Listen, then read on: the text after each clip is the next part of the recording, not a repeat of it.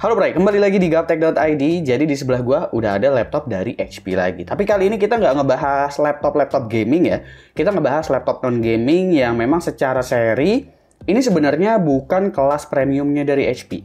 Yaitu adalah HP 14S dengan seri Dekki 5000 TU. Cuma secara spesifikasi, laptop ini sebenarnya bukan di kelas yang entry secara spesifikasi. Nanti kita akan bahas, tapi kita akan bahas dulu desain dari laptop ini seperti apa. Dan menurut gua, HP 14S memang ya tipe laptop yang bentuknya itu bisa dibilang klasik lah dari HP ya. Nggak ada yang aneh-aneh di sini. Karena memang biasanya HP 14S itu ditempatin untuk laptop kelas entry mungkin start dari 5 jutaan gitu ya, 7 jutaan. Tapi yang satu ini sebenarnya punya spesifikasi yang lumayan tinggi. Secara build quality, ini bisa dibilang build quality yang cukup rigid, tapi tentu nggak serigid HP Pavilion yang berada satu tingkat di atasnya. Jadi terkesan masih plastiki banget ya untuk build quality-nya, dan itu juga ngebikin laptop ini meski secara dimensi nggak terlalu besar, tapi berasanya itu enteng banget. Dimensinya ada di angka 32,4 x 22,5 x 1,79 cm dengan berat 1,46 kg aja. Keyboardnya ini udah ada backlit-nya dan punya travel distance yang cukup oke, nggak full size untuk pertahanin ukuran huruf dan angka. Dan emang menurut gue ini masih terbilang gede sih untuk keycaps-nya.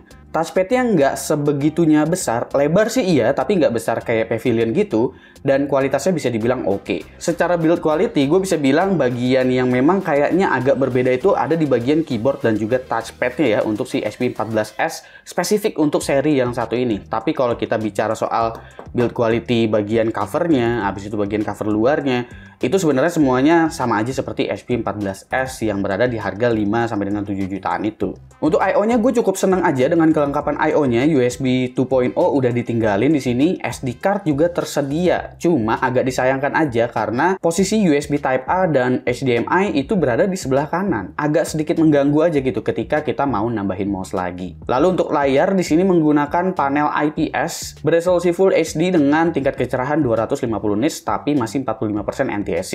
Sejauh ini seri 14S atau 15S emang bukan tipikal laptop yang punya color gamut tinggi karena pembagian kelas HP ini sebenarnya cukup clear. Tapi kali ini HP kayaknya agak nekat naruh spesifikasi yang agak tinggi di seri S-nya mereka, entah itu 14S atau 15S. Ya kalau yang ini 14S. Spesifikasinya itu menggunakan Intel Core i5 1240p dengan Intel Iris Xe Graphics, RAM-nya 8GB DDR4 3200 MHz dual channel, udah ada NVMe SSD 512GB, ada Wi-Fi AC dengan Bluetooth 5, SD webcam, abis itu include dengan Windows 11 plus Office Home Student. Mengenai opsi upgrade, di sini slot M.2-nya itu masih PCIe NVMe Gen 3 ya, jadi belum mendukung NVMe PCIe Gen 4, meskipun sebenarnya CPU-nya itu memiliki dukungan untuk NVMe Gen 4, tapi motherboard-nya aja yang memang nggak mendukung.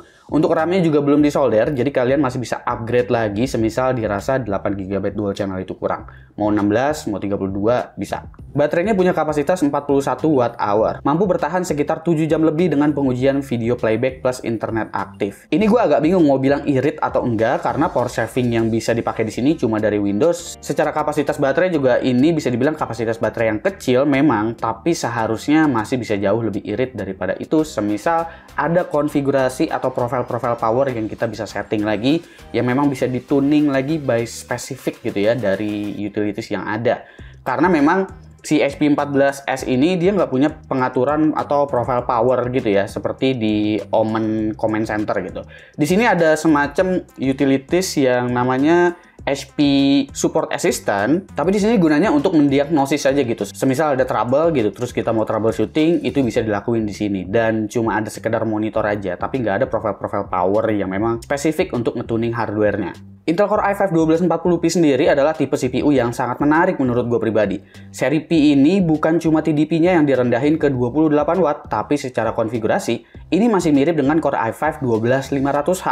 Punya 12 core, 16 thread, dan menariknya, integrated GPU-nya bukan Intel USD seperti 12500H, melainkan adalah Iris Xe Graphics, menjadikan laptop ini emang cocok ditempatkan untuk laptop entry yang tetap punya kemampuan produktivitas yang bagus. Nah, lalu untuk mengenai kualitas webcamnya kalian bisa nilai sendiri. Tapi kalau menurut gua, semisalkan gua ngelihat di sini, itu dia fokusnya masih agak lari ya sebenarnya. Ini kalau misalkan gua perhatiin, jadi kalau misalkan jaraknya sedekat ini, dia baru kelihatan agak fokus, tapi kalau misalkan gua agak jauh gini sebenarnya fokusnya agak-agak kabur dan agak-agak blurry. Tapi sebenarnya ya ini memang standar-standar laptop pada umumnya sih. Rata-rata ya memang kualitas webcam tuh kayak begini bawaannya. Sekarang kita bahas aja performance-nya, karena menurut gua salah satu yang menarik dari laptop yang satu ini adalah di bagian CPU dan juga integrated graphics-nya. Jadi gue juga penasaran mengenai performance dari Core i5 1240p ini seperti apa. Seperti biasa kita akan mulai dari Cinebench terlebih dahulu. Cinebench R15 multicore-nya ada di angka 1569 dengan single core di 232. Ini kemampuan single threaded-nya menurut gue sangat-sangat oke sih. Dan konsistensi performance-nya ketika kita looping ini dia sempat naik ke 1623, habis itu turun lagi di 1550. Jadi sebenarnya konsisten juga nih di 1500-an ya, dan nggak pernah dropping di bawah 1500. Habis itu Cinebench R20 lagi-lagi single threaded performance-nya ini sangat-sangat baik ya, ada di angka 627 dan multicore-nya ada di 2600-an. Di sini juga punya skor yang jauh lebih konsisten, nggak pernah turun dari 2500 ya, masih mepet-mepet di 2600 gitu. Lalu untuk dipakai editing dengan Intel Iris Xe Graphics itu kalian dengan menggunakan baterai aja sebenarnya kalian udah bisa playback lancar untuk Project 4K. Ya meskipun dengan kualitas yang setengah ya bisa dibilang. Tapi itu udah sangat-sangat membantu sebenarnya. Jadi kalau misalkan layarnya 100% sRGB aja sebenarnya itu bakalan jauh lebih menarik lagi. Cuma yang disayangkan kan ini adalah bukan seri Pavilion, tapi ini seri 14S. Jadi rasanya masih jauh untuk punya 100% sRGB. Tapi buat editing ini udah sangat-sangat lancar. Exporting pun sebenarnya nggak terlalu yang lemot banget untuk ukuran integrated GPU. Ini udah kenceng. Intel Iris Xe Graphics di sini bisa nyelesain export time-nya dengan waktu sekitar 6 menit. Untuk video project berdurasi 2 menit 39 detik. Kemampuan Intel Iris Xe Graphics semisal kita mau cek lewat 3D Mark, ini berarti kita bicara kemampuan sintetik dari performance gamingnya. Sebenarnya memang nggak begitu spesialnya ya, karena memang yang spesial dari Intel Iris Xe ini adalah yaitu di encoder, semisal kalian mau pakai untuk OBS gitu kan. Habis itu dipakai buat editing yang kayak gitu. Tapi bukan berarti nggak bisa diajak ngegame. Di sini untuk 3D Mark Fast Track masih dapat di 3400-an. Lalu kalau gue cek pas main Valorant pun di sini masih bisa dapetin rata-rata di atas 100 FPS. Ya meskipun 1% minimumnya itu masih jomplang banget di 60-an. Tapi ini hal yang diwajarkan banget mengingat laptop ini menggunakan P-series yang dimana CPU-nya itu memiliki TDP yang rendah. Makanya clock speed-nya bakalan naik turun banget tuh. Buat kalian yang nanyain, bang kok nggak di tes game ini, tes game itu, karena ini laptopnya bukan laptop gaming ya. Jadi gua juga kurang bisa merekomendasikan laptop ini untuk dipakai main game. Hanya sekedar untuk iseng aja, jadi makanya gue cuma tes di Valorant. Buat yang nanya Genshin Impact bisa apa kagak, Genshin Impact udah pasti bisa. Ya, kalau misalkan Valorant udah bisa sampai segitu, Genshin Impact udah sebenarnya aman-aman aja. Tapi ingat sekali lagi, laptop ini fokusnya bukan untuk bermain game, karena ketika kita bermain game, itu sebenarnya kita nge-push laptop ini banget ya. Setelah gua cek lewat Valorant tadi, juga itu suhu CPU-nya bisa mencapai angka 90 derajat ya, peak-nya. Jadi itu udah sangat menyiksa sebenarnya untuk laptop ini. Setelahnya sih stabil di 80-an. Untuk tahu amannya itu sebenarnya itu di bagian bawah gua taruh junction temperatur. CPU-nya masih ada spare 15-25 derajat lagi untuk menuju titik throttle. Jadi sebenarnya suhu dipakai main game memang masih aman, cuma udah dikit lagi sampai batas atasnya ya. Jadi gue kurang bisa merekomendasikan untuk dipakai main game. Dengan budget segini, semisal kalian fokusnya mau main game, ya sebenarnya HP punya pilihan laptop lain kok kayak Pavilion Gaming kayak gitu ya.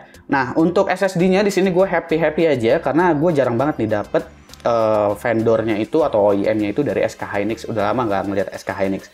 Tapi ini belum pasti SK Hynix semua ininya ya, semua SKU-nya ya laptopnya, bisa aja Micron, bisa aja Samsung. Tapi kecepatannya gue sangat happy. Di sini udah NVMe PCIe Gen 3 yang kelas atas, bisa dibilang 3,5 GB per second. Sejauh ini sih HP nggak pernah nerf untuk NVMe SSD mereka ya.